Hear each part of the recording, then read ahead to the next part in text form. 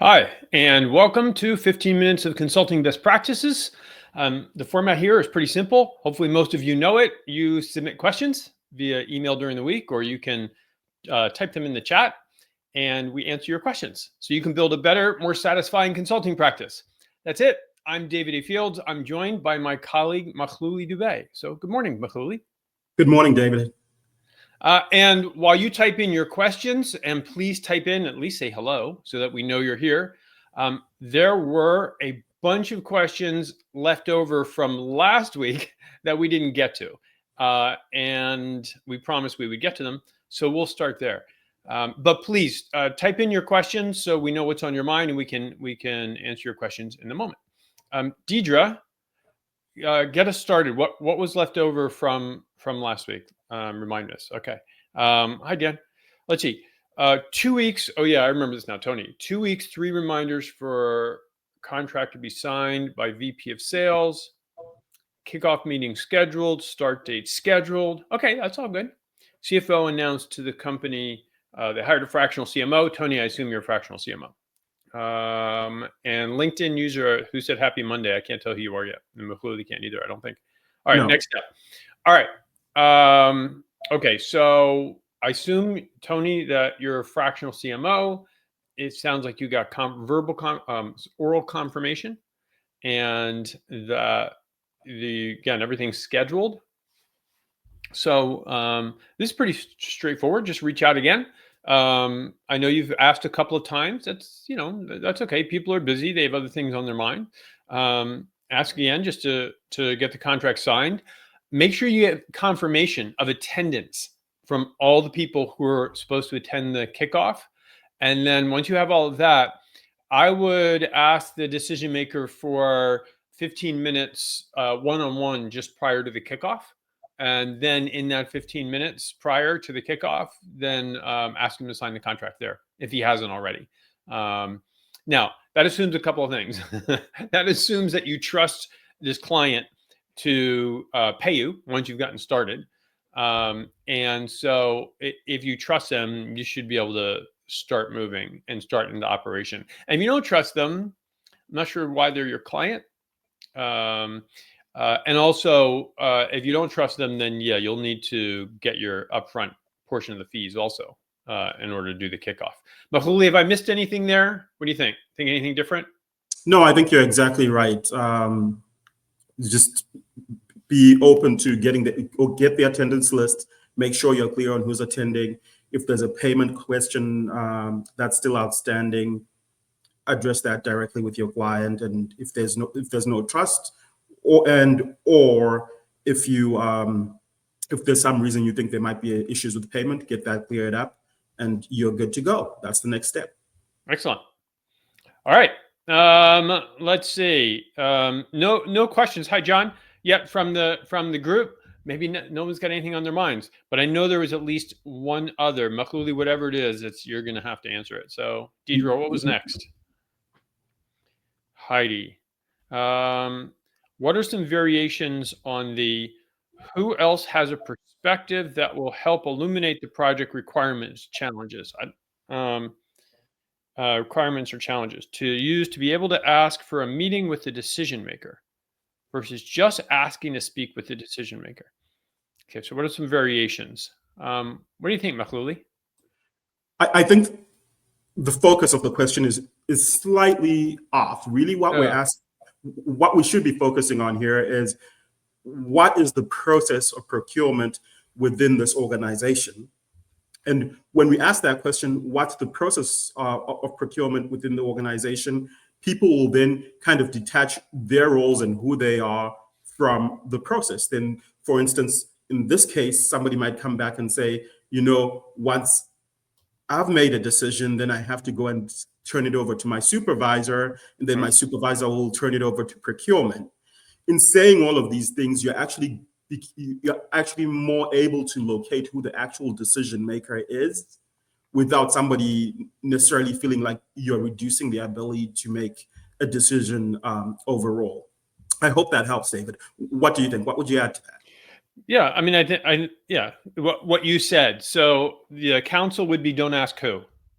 when you're looking for the decision maker, don't ask who. Focus on process, because people inadvertently or purposefully give bad information when you ask who, because everybody wants to be perceived as the decision maker, whether they are or they're not. Focus on the process, then you take all the who out of it. So I think that was Heidi that asked that, right? Yeah, that was Heidi. Yep. So Heidi, I don't know if you're here today, and Tony, I don't know if you're here today. Let us know whether that helps. For those of you who are listening live, if you have a different opinion, type that in. Or if you think we're right, type that in so we know where you're out there. No question. We might get through them really easily. Deidre, was there another one in there? Whatever it is, Makhlouli, you can read it and I'll. Sure. There's a question here coming from Robin. It says, last week you talked about building a relationship with the decision maker. Is that usually one person, David? Yeah. So that was easy. Yes, it's usually one person. There's often a lot of influencers or other people involved in the purchase of a consulting engagement.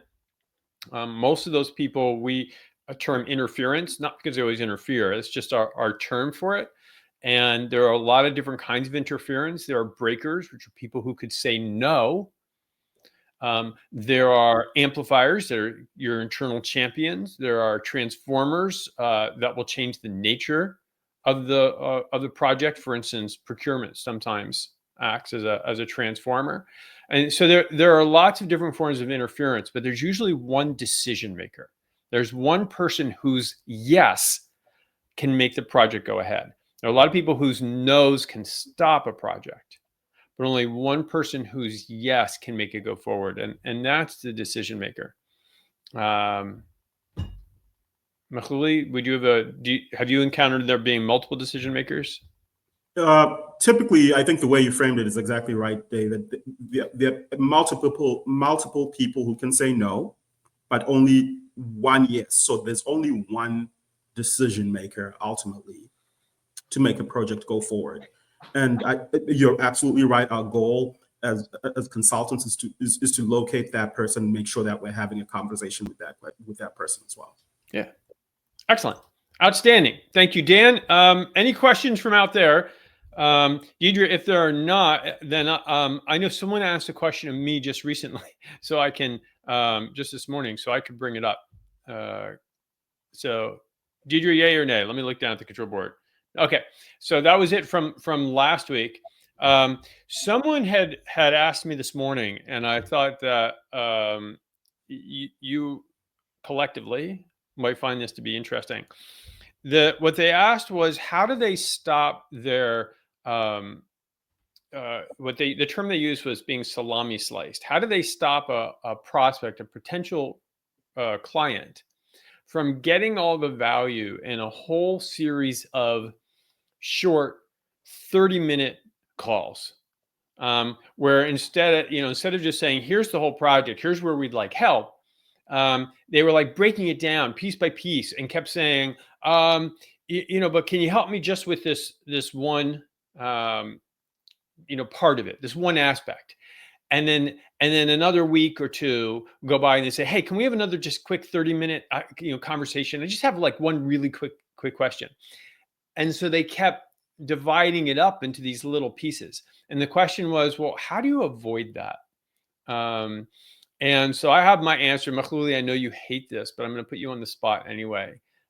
What advice would you give to someone who's getting hit with this kind of barrage of little teeny questions over and over and over again from someone who's not signing up for an engagement? So my first piece of advice is go back to the context discussion. Make sure that you're controlling the narrative and you're asking all the right questions, right? The 6 questions of inquiry that we have in the context discussion, to understand exactly what the full context around the whole project is, what will happen if we don't necessarily get this right, and why we're focusing on this project right now. And that should give you a full view of what the stakeholder universe is before you embark on any project, right? So this is a classic case, David, of if we go back to our best practices that that we prescribe, we can almost avoid that salami slicing piece. So it might seem like it's very difficult and awkward in the very beginning, but actually focusing is, at least at the very beginning, on having that context discussion avoids the salami slicing, so to speak. What do you think, David? Yeah, so I think you're right. And here's what we'll do live and in the moment. Hold on, Christian, scaling a new government program.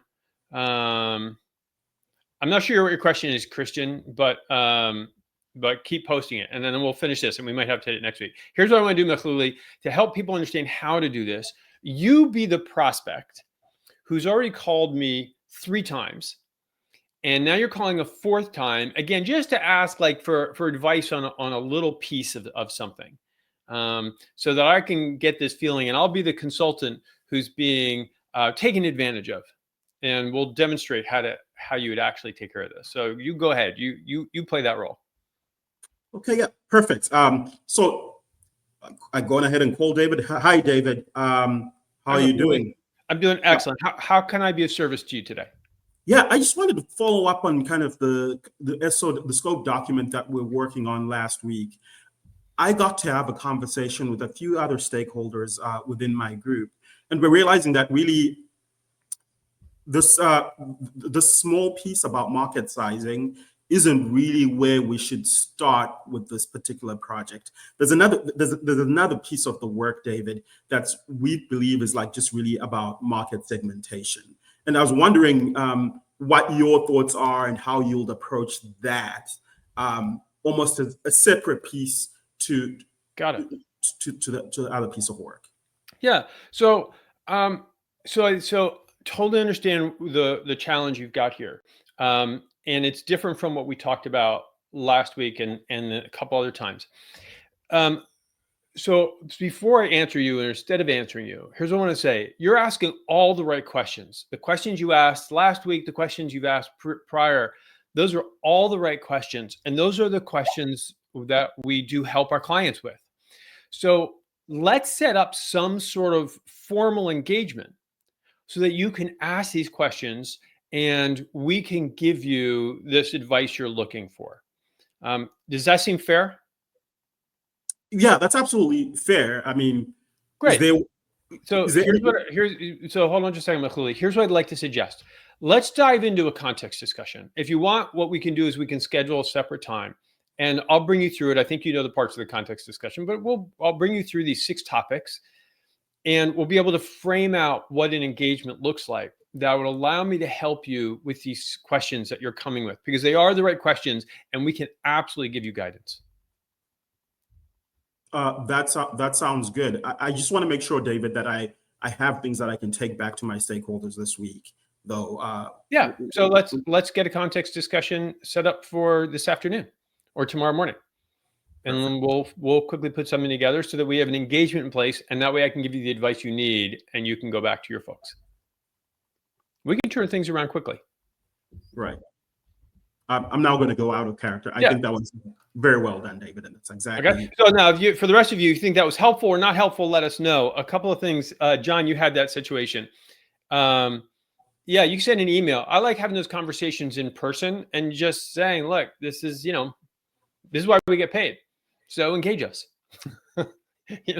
Otherwise it's unfair to our other clients who do pay us for the exact kind of stuff you're trying to get for free. And then Christian, prepare for multiple huge RFPs coming out next year.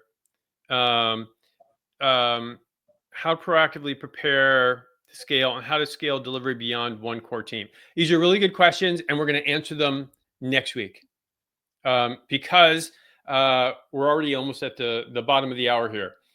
Perfect. You'll listen to the answer next week. That's excellent. Because look at this. We've managed to spend 15 minutes together, which is terrific. I think almost all of you know this already, but Deidre will put down here the link to, there it is. Oh, it got small. Monday Live. So put that on your calendar so that you're back here and you're like, I missed it. You don't want to do that. Also, please connect to Makhlouli and me on LinkedIn. Again, way over there. are our profiles. So if you don't happen to be connected to Mahluli, connect with him.